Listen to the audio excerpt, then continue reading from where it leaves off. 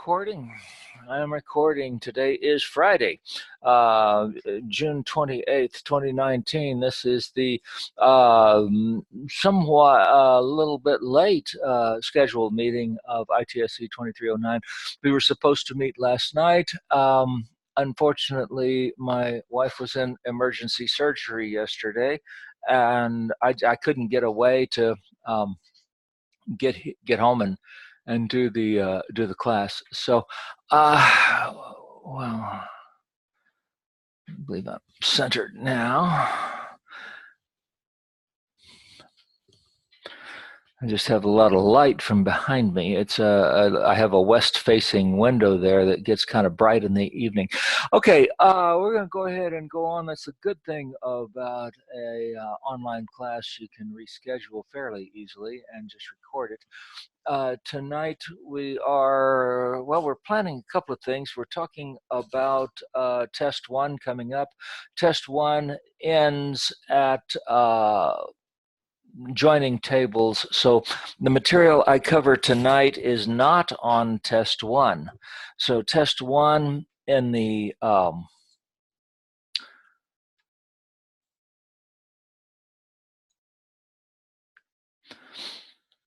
test one in the modules comes, where are we? Right after joining tables, module 6, then comes test 1. I have enabled practice test 1. Practice test 1 is there just to get you to do it. It's got 5 points attached to it. It's not a big deal. The 5 points don't mean anything, really. The people who do it know what's on the test. So if you want to know what's on the test, look at practice test 1. I have a little discussion thing there. Give you 5 points just for doing these, so you get 10 points just for doing that. I'm going to publish the practice test 1 solutions before test 1 gets activated. Test 1 is scheduled to become active July 4th. I might push it out there a little earlier than that if you guys want it. I can do that.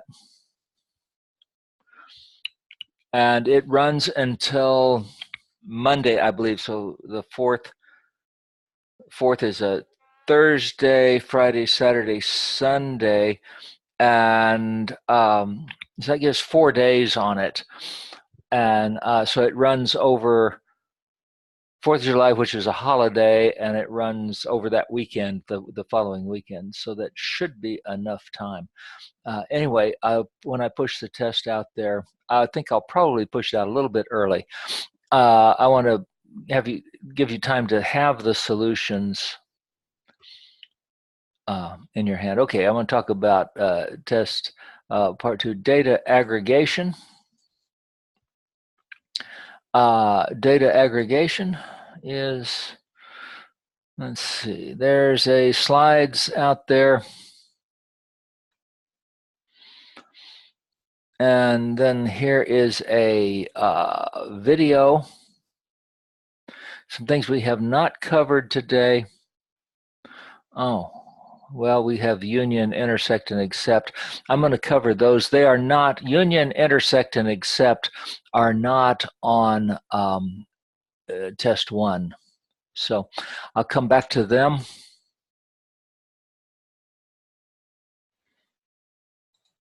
No, I didn't mean to do that. Okay, aggregate functions. Okay. Okay, there are 5 aggregate functions typically covered in every textbook, and these 5, they're the big 5. There are more than this, but these guys are the ones that are always covered: count, sum, min, max, and average. So the count, how many records do I have, will add up all the numbers that I have. So sum only works on numbers. Minimum and maximum work on strings also. So they would be the smallest one and the greatest one in the range, and AVG is the average of the range. And if you watch the the video of Dr. King. I do like his videos. He talks a little fast, but they're pretty good. They take several values and collapse them into one. For example, here is mine is select the count of invoice ID from invoices. I'm going to go back over here now. Here we go. Select count invoice ID as my count. Now, if I did not say as, anytime I have an aggregate function, I have a derived field. So every time I use one of these, I have to give it an alias. You can say as X is fine with me. As X and Y and Z will work just fine. I just put my count. So I have use AP. Once I execute that, now I can, how many records do I have? 114 records that have a value of invoice ID. And since every record has to have an invoice ID, because that is the primary key, I'm going to get a count of the number of records in the database. There are 114 records in the invoices database. Okay. I'm always paranoid that I'm gonna forget to turn on my recorder again. Okay. If you are doing this, when you are counting, if you are counting the primary key, there is no particular reason to count the primary keys, since it's a little bit like telling a young child to go count noses in the room. So the child goes through the room counting people's noses, but what if someone has their back to the person? You didn't mean to tell the child to count noses, you meant count the people, because assumably everybody has a nose. But he's saying, no, wait a minute, turn around, I can't see your nose. And that's essentially what the system will do. It has to go into the record and find the invoice ID. Well, you're not really interested in how many of these invoice IDs there are. You want to know how many records there are. And a simpler way is to tell the system just to count anything that's there. So when you say count asterisk, you are speeding up the process a little bit from counting the primary key. So you don't say count the primary key. When you want to see how many records there are, you say count asterisk. This will speed up your process somewhat. And you'll get the same answer, 114 things out there, where this will have to go in and resolve the each invoice ID and make sure one's there. Well, it has to be there. It's a primary key. If I'm making any sense on that, use count asterisk instead of counting the primary keys. Instead of that, let's see, let's go to this one. Select sum. Invoice total is a number. Money is a number, so it is currency. If I say select sum, what do they all add up to be as my, I guess I should name it something besides count, my sum. And if you want to name it X, that would be fine.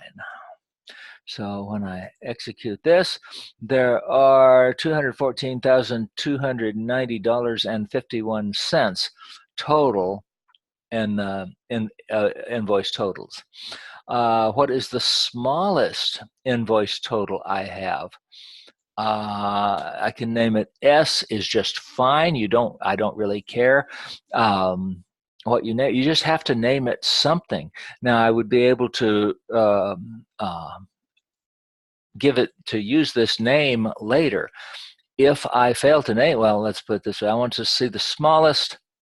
The smallest is $6. If I fail to name it, then when I run it, I will get no column name, and this is bad. Okay, so we will always name a column that we select. And if I select the minimum, it will not have a name unless I give it one. Other systems will name it min invoice total. That's also bad. So go ahead and give it a name. And if it's, I will accept it just fine if you use a single letter that you know what you're doing. Okay. What's the greatest invoice total I have? We'll name it Y.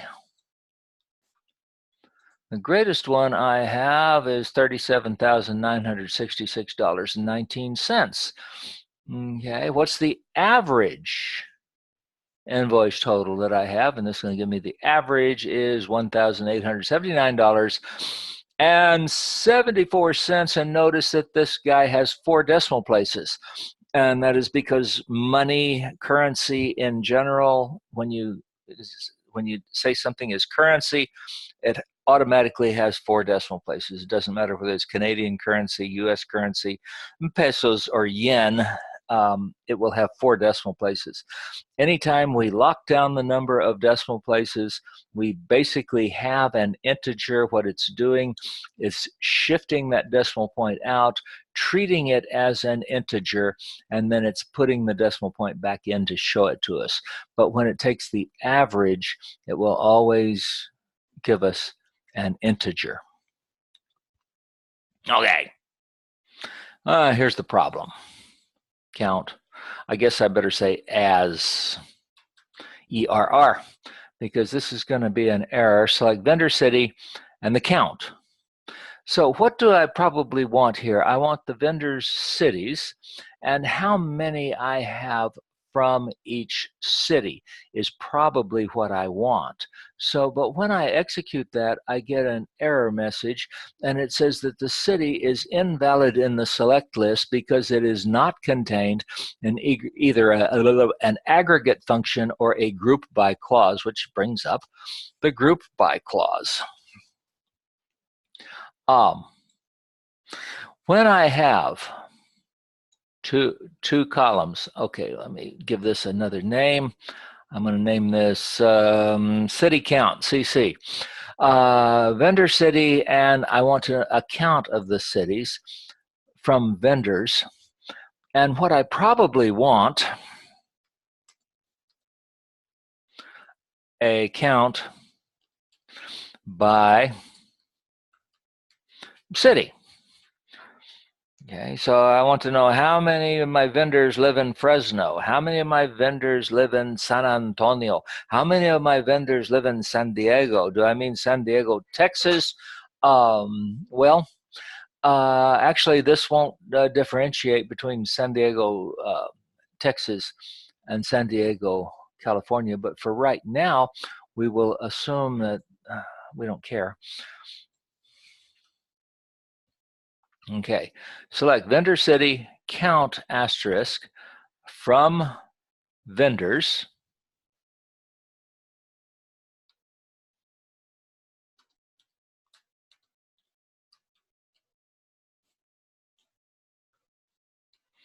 And here is your next piece of this. So now we get the group by clause. Group by says you're going to take all of the vendor cities and you're going to, where they are equal, you are going to collapse them into one field. Now let's watch how this runs when we execute this. Execute, and notice that Anaheim, all of Anaheim collapsed into one field, and there are 2 of them. All of Ann Arbor, Auburn Hills, Boston, there are 3 of them in Boston. Each one of them collapsed. Los Angeles, there are 5. Most of them just have 1, but that's okay. Pasadena, Philadelphia, Phoenix, and so on. Where was Fresno in here? Oh, there's Fresno. There were 4. Oh, more than 4.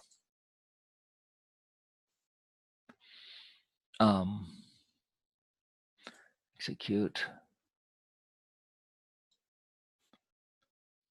There's 41 in Fresno. I had a little. Actually, that's known as the Evel Knievel error, where you cut something off like that. The reason it's called the Evel Knievel error, you guys know about Evel Knievel, or is he before your time? Legend has it that he was a motorcycle daredevil, And the reason he crashed into a canyon was because his early VisiCalc spreadsheet cut something off, and it cut off a something to the right. And so it's when it chops it off to the right like that and shows you a smaller value than it really is, it's known as that error. So we have 41 in Fresno, and so on. But here's the bottom line. Whenever I have more than one field, now if all of my fields are aggregated, whenever I have an aggregate function, what are aggregate functions? Well, for right now, as far as we're concerned, they are the count, the sum, the min, the max, and the average. There's 5 of them that we're going to consider. There are more than that, and there's about 20 something, I believe, 22, I think, that are in most databases, but the big 5 are those, and they give us enough to consider. Anytime I have an aggregate function, okay, here's one, aggregate function, all I need is one, and I have something that is not an aggregate function, like vendor city, maybe I will have more than one from vendors, then they must be, the vendor city must be part of a group by function. For example, if I had a vendor city, what about San Diego? San Diego, there's a San Diego in Texas, there's a San Diego in California. So I'm going to have I want to see vendor city and vendor state together. I have to say group by vendor city, comma. Okay. If I just say vendor city, I'm going to get an error message telling me that vendor state is not part of the group by vendor state is invalid. Why? Because it is not contained in an aggregate function or a group by clause. They won't always be that nice to you with giving you the error messages. But once I put it into the group by, now I can see it. What does this mean? When I execute it,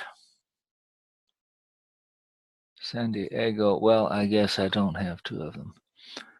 I should have put one in here where the cities were the same.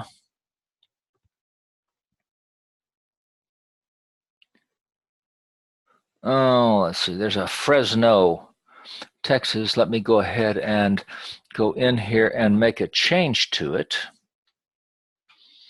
I can go to view. This will be an interesting deal. I'll go to my Object Explorer. Here I am. Go to databases. I'm going to go to AP. I'm going to my tables. And let's see, I'm in the invoices table. So I'm going to right click the invoices table. I'm going to right click the invoices table. And I'm going to say edit top 200 rows.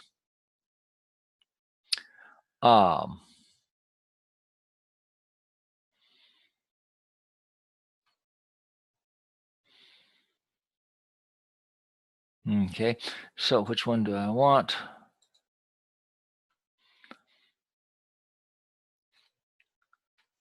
Oh, I need to be in the vendors, don't I? Change that. So I'm going to go to vendors, I don't want the invoices. Vendors is where the city is. Right click. I want to right click. I'm going to say edit. I can edit it here. And in the vendor city, here's Fresno, California. And so here's one. I'm going to change it. So if you do much of this, you might want to go back and run your create AP again. I'm going to change his state to Texas. So that's Fresno, Texas. Actually, I think it's Los Fresnos, but that's fine. We'll just go ahead and change it when I press my mouse. He has changed. I have changed the data. If you change data here, yes, it changes. This isn't really a class about using this graphical user interface, but it's nice just to be able to run over there and change it. Now, when I execute this guy, I'm going to see I have 40 for Fresno, California, and where's my lonely little one from? There's Fresno from Texas. There's one of them in Fresno, Texas. Now, if I wanted to, I could throw in an order by. Usually it's city, order by vendor, comma. Now I will get them all together. And so there's Fresno, California with 40, and Fresno, Texas has taken one of them. And I don't really recommend that you go in and change your data unless you just want to. Go ahead. They're your data.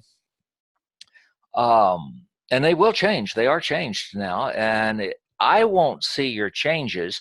So if you turn in a SQL program and you've changed the data to make it do whatever you wanted it to do, I won't see those changes. So my data now have a one from Fresno, Texas in them. Okay, go ahead. May I ask you quick, that brings up a question I had, which was, when it comes to doing our assignments, is there anything that you are anticipating building changes upon the database? Meaning, I would like to know if I can, before I submit assignment to test my code, to delete and recreate my database, so that I know that the real world you don't get to do that, but in this scenario, it gives you the benefit of not propagating an error from a previous assignment. Absolutely. Absolutely. So that, okay? Yeah. Okay. I grade the SQL, not the data. So that it brings up the issue of, and some people have called me on it, that when I say I'm expecting 113 rows, but or maybe I said 114, something like that, but you only get 113. That's probably because I've fooled around with the data a little bit, and I'm trying to get in there now and get those guys straightened out. I really shouldn't have told you that there are, this many rows, because people, if I'm going to mess with them. But yes, you have a full right to go in and change your data. And the nice thing about changing your data is that all you have to do is to put it back, is open your Create AP. So if I wanted to put it back, excuse me, go to New Query. And I can go Control O, which is open. And let's see if I think I have it right here in front of me. Wherever Create AP is.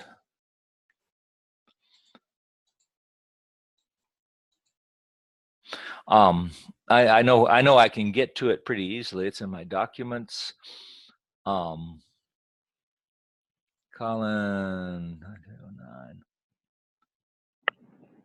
I'll just mention I answered someone had a discussion post, as you mentioned, asking, I only get 113, not 114. And so I did post on that today. I recommended that since this was the first assignment, I knew it was safe to say, why don't you delete and then recreate your database? And it was module 2, I think page 5, but I put it in the discussion where you have the instructions for us. Right. You don't have to delete your database. Deleting your database is a little bit drastic. The problem with that is that there's likely to be something that's stopping you from doing it. So all you really have to do is locate that file. I'm going to mute you because I'm getting a feedback. But go find that file, createap.sql, and just run it is all you have to do. And that file it'll delete all the tables and then recreate all the tables without deleting the database. Deleting the database, the problem with it is that the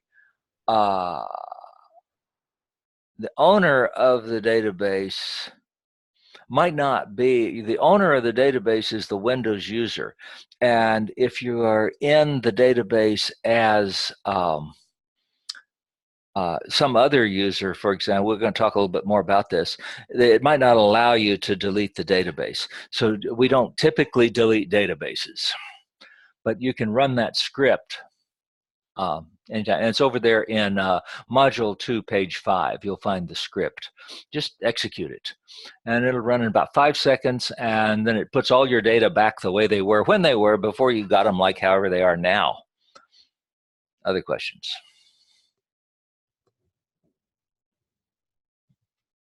Okay, I'm going to go on.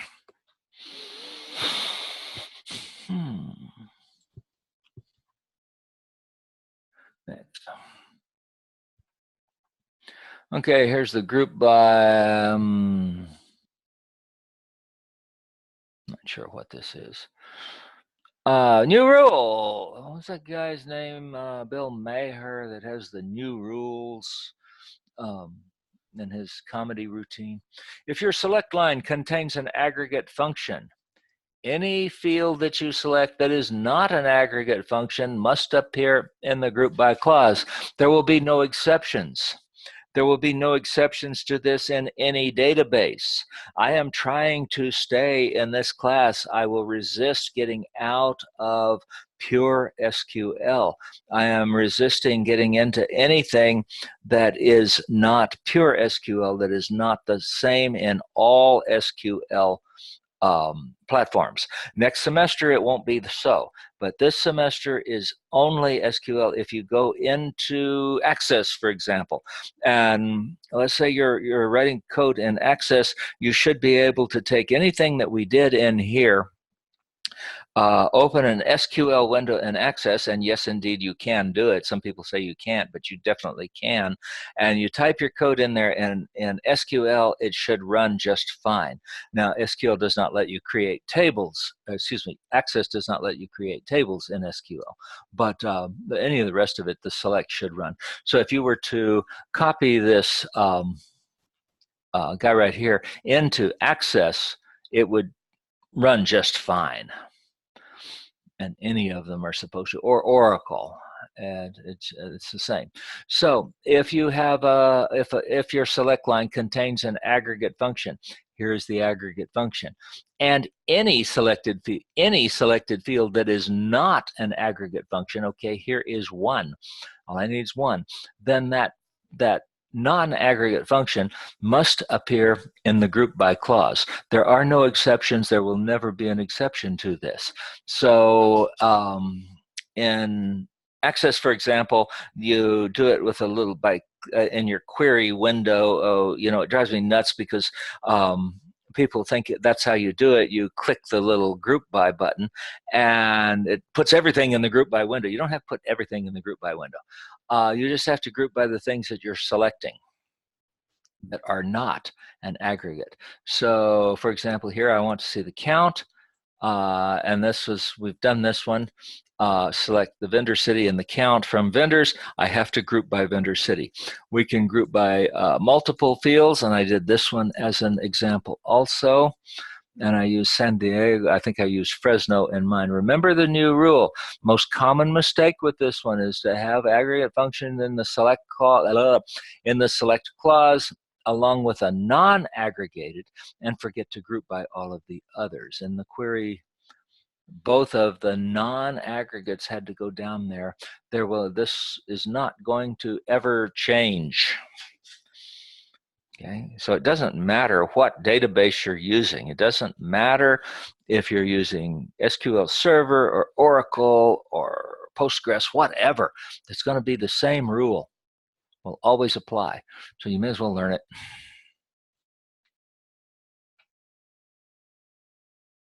Questions? Having. Talk about having. After I pause.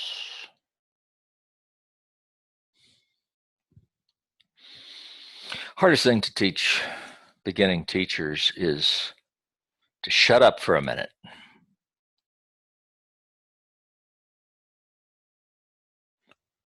I'm now doing that. I'm good. Okay. Having. Let's see, we have discussed the select, the from, the where, and the group by. I'm going to introduce a new one now, and that's the having. So select from where, go down here in the where. Here's our whole meal deal. Select vendor ID, excuse me, the average, the invoice total as AV, the count as CNT.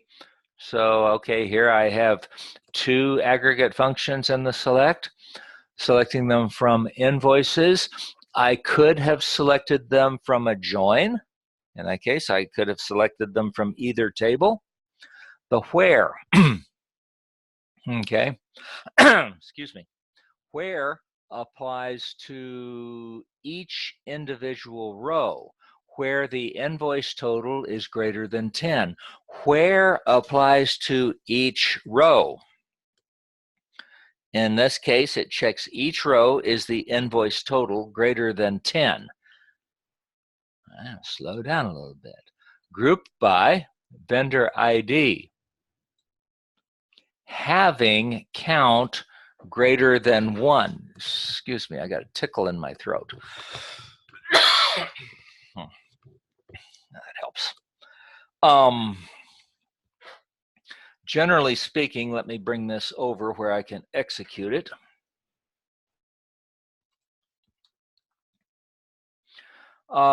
Generally speaking, for a having, I will bring it I'll either put it on the same line or drop it down and tab it over a little bit. I view these two lines as being together.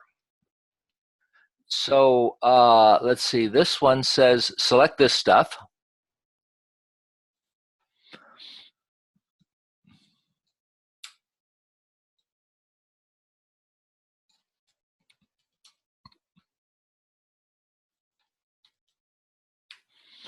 Sometimes I'll do that. From invoices, this says all of the rows we're considering, the invoice total has to be greater than 10. We won't consider anything where the invoice total is less than $10. I typically space that out a little bit.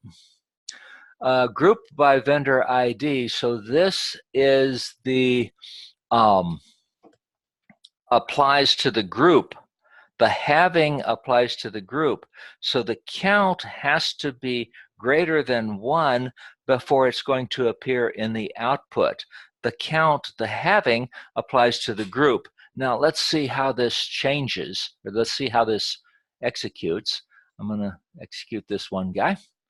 Execute, and notice that vendor ID, so I get the vendor ID. The average for the vendor ID is here.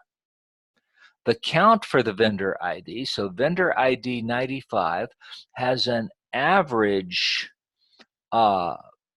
invoice of $28.50. 0.5016, we usually round that to the nearest penny, which would be 50 cents, and I can do that. I can round it to the nearest penny. We just haven't gotten there yet, but if you wanted to look at how to round it, it's pretty easy. And how many of them are there? There are 6 invoices that are considered in this average. Vendor ID 123 has an average of $98.82, and the count is 44, and so on. Notice all of these have a count of at least 2.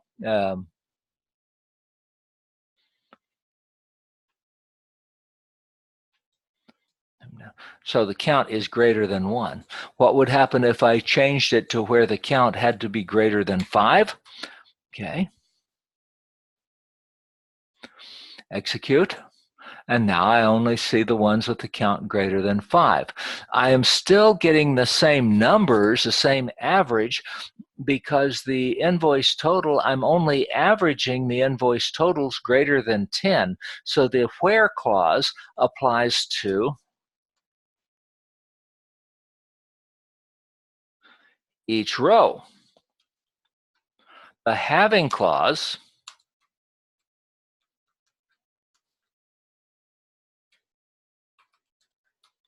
applies to the group.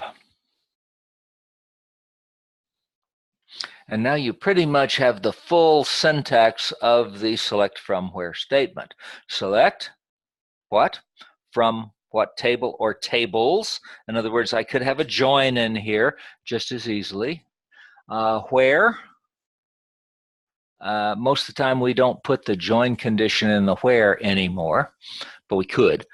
Where the invoice total is greater than 10, group by something. If it appears here, then group by. It doesn't make a whole lot of sense to group by a primary key. Suppose I said group by the primary key. What would that accomplish?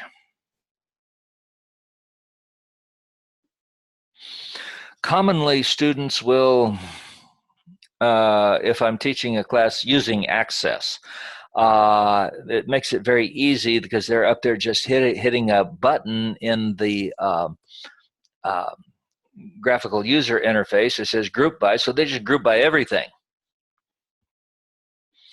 And then they wonder why nothing has changed. Well, if I group by a primary key, I'm going to get it's going to be exactly the same thing as not grouping by, as just having it in there, because grouping by the primary key, if I say the count, if I said select, for example, select, if I change this to select invoice ID,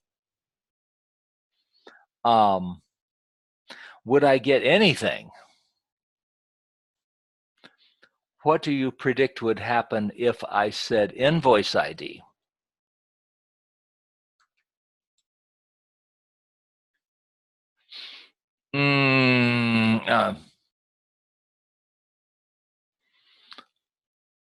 What am I getting? INVOICE. Why is that?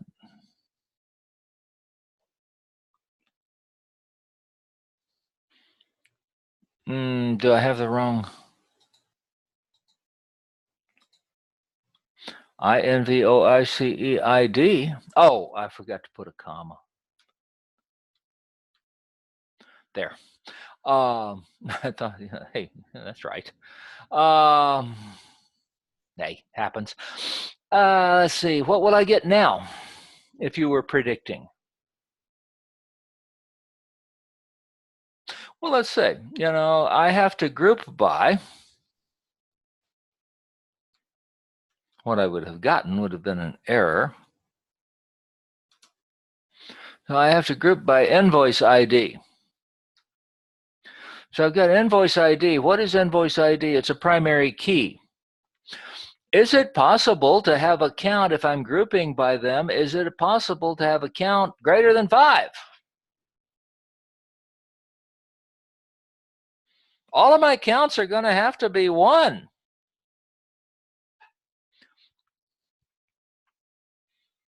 When I execute this, I'm going to get exactly nothing. Empty. But if I said having count greater than 0, now I'm going to get them. What am I getting? Well, I get 106 rows. And all of the counts are 1. Why are all of the counts 1? Because it's a primary key. So it does not make any sense, really, to group by a primary key, because the groups have to be 1. So we just, that's just, it doesn't make any sense. So we're grouping by the vendor ID. We're getting it from invoices, and the vendor ID, remember, these are the invoices that belong to the particular vendors. So when I execute this, I have, well, okay, I'm saying all of them. So I'm now saying count greater than 0. Well, I can't have a count less than 0. So this is showing me everybody. And what do I have here? I have 33 rows. That means I have 33 vendors that have invoices. So vendor, there they all are, the vendors. and some of them, most of them have 1. Vendor 95 has 6. Vendor 123 has 4, and so on. Vendor 121 has 8. And we could order by, if I wanted to throw an order by in here, I could say I can order by the, if I can get him down.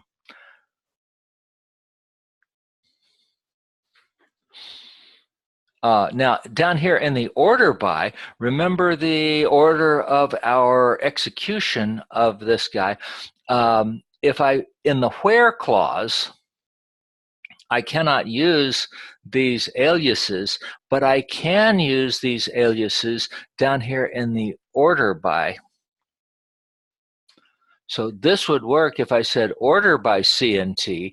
I can pick this guy up down here because why? Because they work like this, you know. The first thing we're going to do is execute the from, and we'll figure out this. Then we will execute the where, then the select, then the group by and the having, and finally we do the order by at the end. So I'll be able to see this alias from up here. Now, if you had said order by CNT asterisk, it would have been just fine. Would have worked, and wouldn't be anything wrong with it. But now this is going to order it by the count, and I'll see the greater ones down at the end. Okay, so the today we've talked about the group by. If I have an aggregate function, if I have nothing but an aggregate function in a query, and sometimes I do. Sometimes I just have an aggregate function. That's fine. All I want to know is how many. I don't need a group by. If I have an aggregate function and a non-aggregate function, then the non-aggregate function has to be grouped.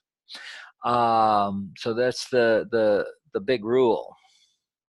Then when I get there, if I have from the where clause, the where, anytime I say where, I'm applying that condition to each row. If I say group by and I have a having, you can't have a having without a group by. So you have to have a group before you can have a having.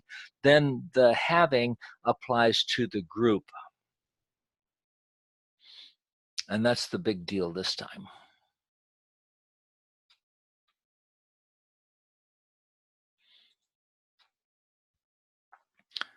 I think I'm about out of slides here. There's the discussion.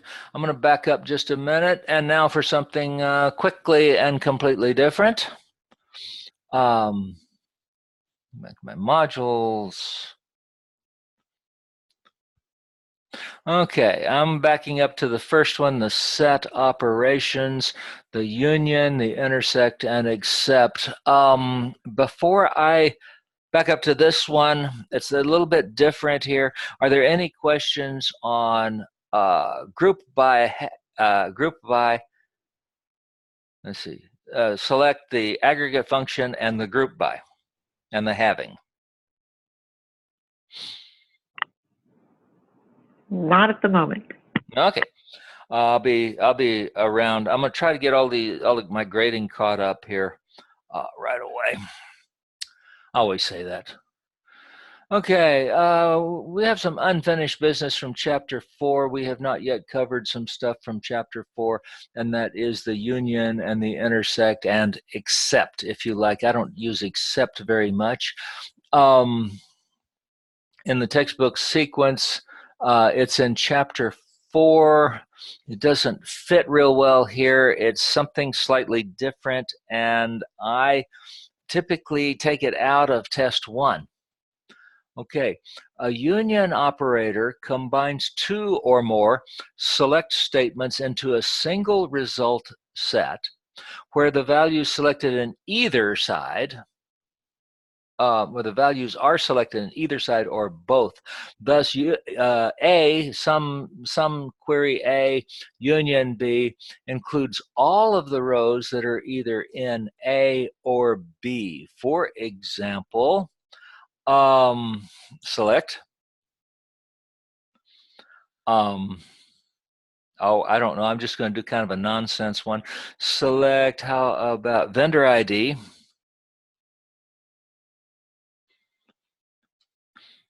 From.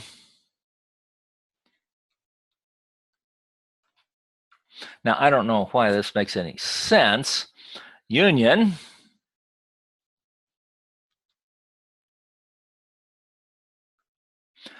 Select invoice ID.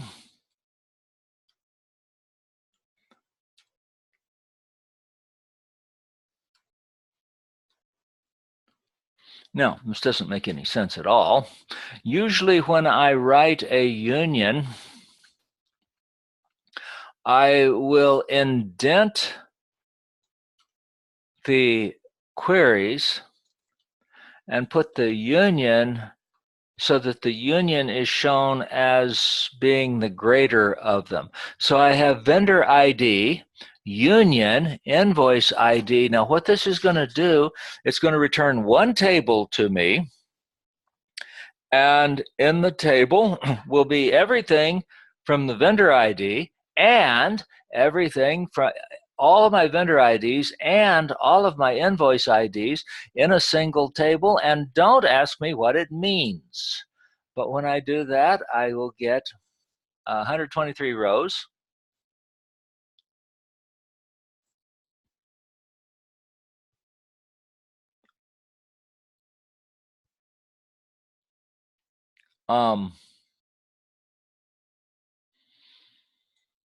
Well,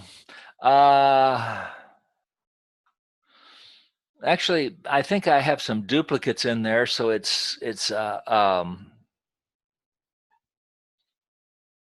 I'm going to say union. Okay, so it's collapsing some duplicates. I have some duplicate vendor IDs, some vendor IDs, and some invoice IDs that are the same.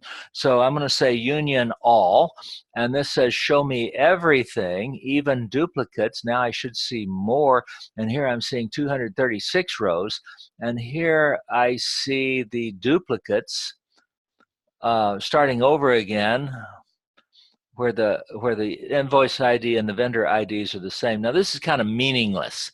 Where would I use this? We have a SQL Server gives us what we call a full outer join. Now I did not cover the full outer join, and I really don't want to see full outer join used on anything. The full outer join gives me everything that's in the right side, so it's essentially a right outer join, and a left outer join. It says show me everything that's in both of them. Now, I have never once used a full outer join, but if I ever needed one, I would use a union, and I would take a right outer join, union a left outer join, and I would have a full outer join, so it would show me all of the rows that are in either table. I don't need that very often. It's just kind of a something I don't ever cover it because I've never seen an application for it, but there might be one, so perhaps I should cover it. Okay, some things about a union. I have used union on occasion in programming. Union, the first select statement. So select here. Select. I can select anything I want to. Whatever I select here and here have to be compatible. They have to be the same data type. So for example, vendor ID and invoice ID are, I believe, both, what are they? Both type integer. So they're both integers, they are compatible.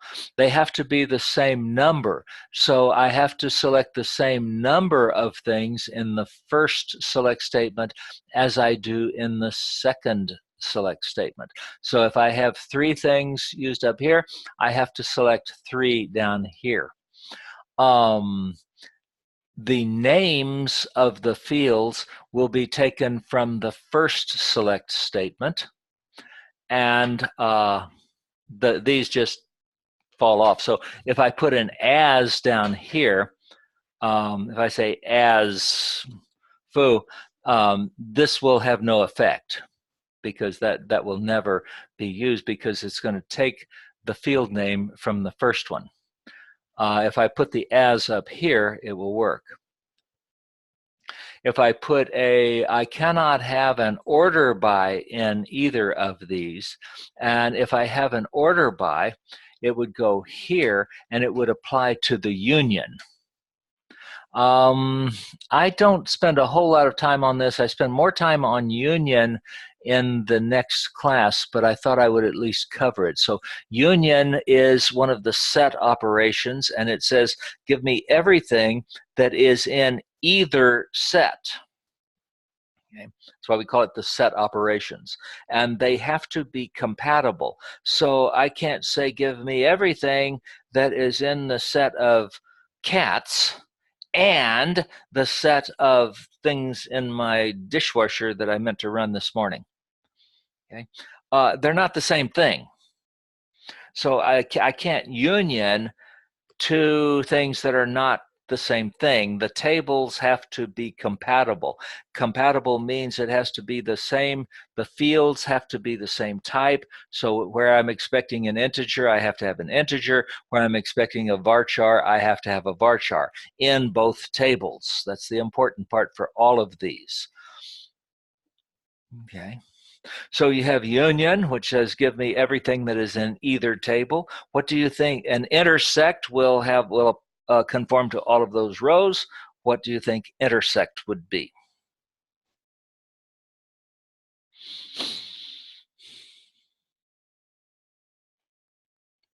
Yes, you may. It'll be the ones that were duplicates. Yeah, the ones that are in, sure, ones that are in both tables. Okay. So if you just say union, union, you get union suppresses duplicates. Union all shows you the duplicates. Intersect, I don't think you can say intersect all. I don't know. I don't use I mainly use union, and I use it quite a bit. And then there is one more that is common, and that is the except. Except is essentially set difference. Set difference says I want everything that is in the first set and not in the second set. There's a better place to put this. In the textbook, as far as I'm concerned, this is a logical thing, and I would not have put it right here. It doesn't really fit in either chapter, so I cover it here because it's here and because I want to sort of stay with the textbook sometimes as far as I can. I'm going to cover it in more detail when we get up into about module 11 or 12. I forget exactly where it comes, but there's I go into a little bit more detail, but I've covered, at least shown you, union, intersect, and except. None of that appears on test 1. Okay, so that's why I deliberately pushed it down after test 1, so that to tell you it doesn't fall there. Okay, recapping. I have covered today.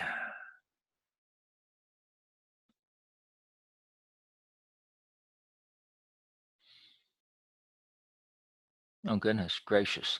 I bring up the idea of the trigger. It's not covered in this course, so you don't have to worry about it.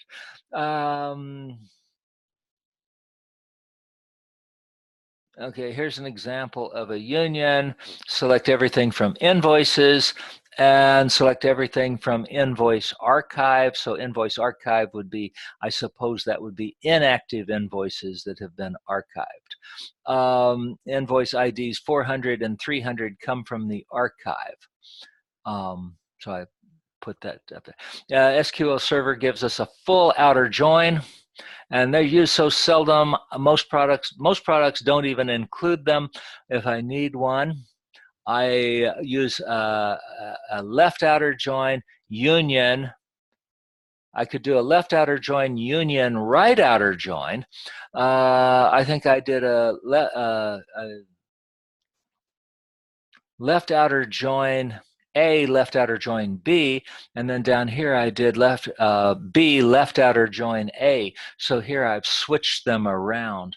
So I got a full outer join by putting together two of them, and I switched the order. Intersect and the accept. Like I say, that you don't have to worry about that on test 1. Next, here's where we start. Aggregate functions are the ones that we're going to use are count, sum, min, max, AVG. If you know what a standard deviation is, you also have standard deviation. If you don't know what one is, you have it anyway. You have variance, and you have a group of statistical functions. So your database can do some fairly sophisticated statistical analysis, as much as you know how to do. This isn't a class on statistics. Introducing the group by clause. I give you the new rule here someplace. New rule. There it is. If you have a select and you have an aggregate function and not an aggregate function, the not an aggregate function must be grouped by. Never will change. Then we have the having, so the where clause applies to each row, the having applies to the group, and questions.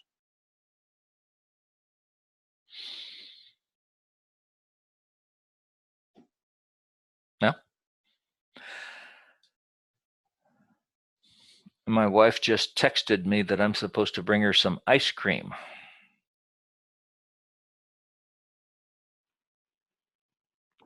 I hope that she does well.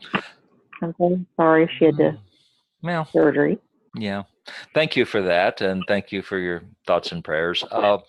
She's going to be okay, and it's just, you know, sometimes things happen, and she had an infection, and oh well. But we got it under control now. Still have to, she's probably going to be in the hospital this weekend. So I will get this graded. I'm going to go over there and sit down in her room and grade.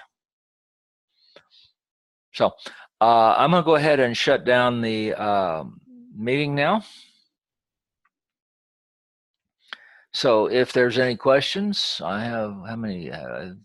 Don't have a whole lot here tonight, but I am going to be bouncing the meeting and starting it processing to get it uploaded and saved to the module. Okay. Thank you. Nighty nighty.